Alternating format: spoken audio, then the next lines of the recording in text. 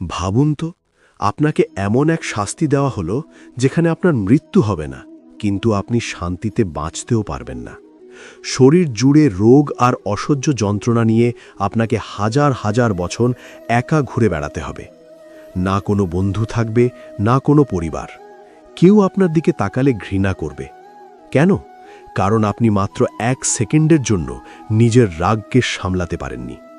এটাই ছিল অশ্বত্থামার গল্প। কিন্তু দয়া করে ভাববেন না এটা শুধু একটা পুরনো পুরাণ।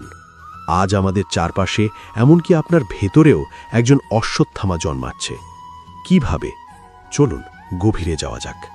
অশ্বত্থামা ছিলেন গুরু দ্রোণাচার্যের পুত্র, শিবের আশীর্বাদ পাওয়া এক মহাবীর। তার কপালে ছিল এক মণি, যা তাকে ক্ষুধা, তৃষ্ণা আর ভয় থেকে রক্ষা করত। কিন্তু যখন তিনি শুনলেন যে তার পিতাকে ছলনা করে হত্যা করা হয়েছে, তখন সেই বীরের বিবেক রাগের আগুনেই ছাই হয়ে গেল। তিনি ভুলে গেলেন কোনটা ঠিক আর কোনটা ভুল। তার মনে শুধু একটা শব্দই ছিল, প্রতিশোধ। আমরাও কি এমন করি না?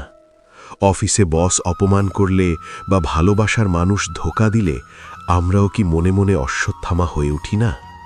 আমরা ভাবি, আমিও ওকে দেখে নেব। এই দেখে নেওয়ার নেশাই আমাদের ধ্বংসের শুরু। যুদ্ধের সব নিয়ম ভেঙে অশ্বত্থামা রাতের অন্ধকারে আক্রমণ করলেন। তিনি ভাবলেন তিনি পাণ্ডবদের মারছেন, কিন্তু আসলে তিনি মারলেন দ্রৌপদীর 5 ঘুমন্ত পুত্রকে। সকালে যখন তার জ্ঞান ফিরল, তিনি দেখলেন বিজয়ের বদলে তার চারদিকে শুধু নিরপরাধ শিশুদের রক্ত। রাগ আমাদের এভাবেই অন্ধ করে দেয় শুভ। রাগের মাথায় আমরা এমন কথা বলে ফেলি বা এমন কাজ করি যার ক্ষত সময়ও শুকাতে পারে না। অশ্বত্থামা সেই মুহূর্তে পৃথিবীর সব থেকে একা মানুষ হয়ে গেলেন। পাণ্ডবরা যখন অশ্বত্থামাকে ধরতে চাইলেন, কৃষ্ণ এক অদ্ভুত বিচার করলেন। তিনি বললেন, মৃত্যু তো অনেক ছোট সাজা, তুমি আজীবন পচে মরবে। কৃষ্ণ তার কপাল থেকে সেই মণিটি টেনে বের করে নিলেন। যে মণি তাকে রক্ষা করত, সেটাই এখন তার চিরস্থায়ী ক্ষতের কারণ হয়ে গেল। কৃষ্ণ আমাদের এই গল্পের মাধ্যমে একটা খুব সহজ কিন্তু কঠিন শিক্ষা দিয়েছেন। তিনি বলেছেন, ক্রোধাৎ ভবতি সম্মোহা, অর্থাৎ রাগ থেকে আসে মোহ বা আচ্ছন্নতা, আর মোহ থেকে স্মৃতির বিভ্রম ঘটে, যা মানুষকে বুদ্ধিহীন করে তোলে।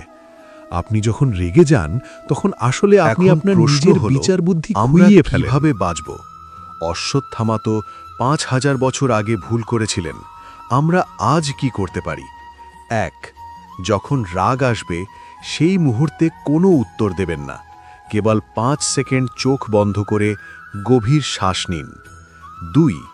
মনে রাখবেন, ক্ষমা করা মানে দুর্বলতা নয়, বরং ক্ষমা হল সবথেকে বড় শক্তি। 3. অশ্বত্থামা তার বাবার অপমানের বদলা নিতে গিয়ে নিজের পরিচয় হারিয়েছিলেন। আপনি কি আপনার ক্ষণিকের রাগের জন্য আপনার ব্যক্তিত্ব হারাতে রাজি?